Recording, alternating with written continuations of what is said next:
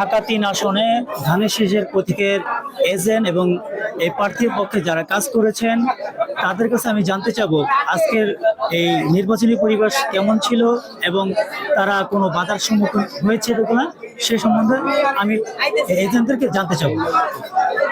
আজকের নির্বাচনী পরিবেশ কেমন ছিল? আজকে নির্বাচনের পরিবেশ সকাল থেকেই ভালো ছিল। এখানে আমাদের পুলিশ কর্মকর্তারা ছিল, তারা ছিল এখানে। আমাদের ধানের শীষের লোকজনও ছিল, বিরোধী দলের পার্টিও ছিল, জামাত ছিল, চরমনায় ছিল, কিন্তু এখানে কোনো গণ্ডগোল হয়নি। সুন্দরভাবে ভোট হয়েছে, সুষ্ঠুভাবে নির্বাচন হয়েছে। আগের তুলনায় এই সময় যে 26-এ ভোট দিল মানুষ, সেই ব্যাপারে আপনি তুলনা করে কি বলবেন? সে তুলনাকে আপনাকে এই 17 বছরে আমার মনে হয় যে আজকে দেখলাম যে আজকে যারা ভোটার তারা ঈদের থেকে বেশি খুশি ভোট দিয়া। যে 17 বছরের আপনাকে ভোট তো দিতে পারে নাকি, এই 17 বছর পরে তাদের মুখে ভোট দিয়ে তাদের মুখে হাসি করছে। কোনো ভোটারদের কোনো অভিযোগ ছিল কিনা? না, ভোটারদের কোনো অভিযোগ নাই।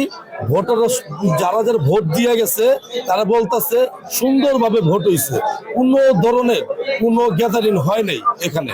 আর আমরা যারা ধানের শীষের লোকজন ছিলাম, আমরা পাশে ছিলাম, আমরা ভোটারকেও সুন্দরভাবে যাওয়ার রাস্তা করে দিছি বা সুন্দরভাবে ভোট দিতে পারছে, সেটাই। আপনারা এজেন্ট হিসেবে এবং প্রার্থীর পক্ষে হিসেবে আপনারা কি কি সেবা দিয়েছেন? আমরা এখানে সেবা দিয়েছি, আমরা এই রিক্সা ছাড়ছি, গাড়ি ছাড়ছি, অটো গাড়ি ছাড়ছি, নাস্তা পানি এখানে দিয়েছি।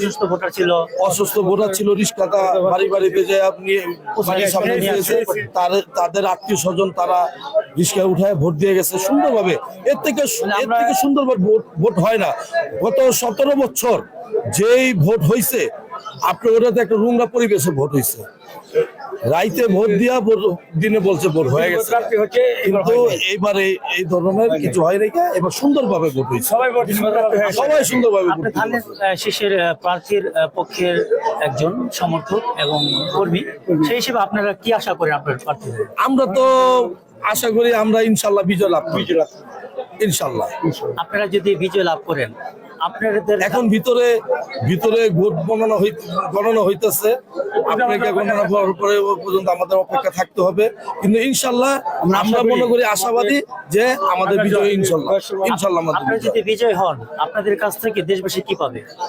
আমাদের কাছ থেকে দেশবাসী পাবে আমাদের দেশ নায়ক তারেক রহমান, আমাদের চেয়ারম্যান, সে বলছে যে সবার আগে এই দেশ থেকে চাঁদাবাজি মুক্ত, করব কাজ, গর্ব দেশ, সবার আগে বাংলাদেশ।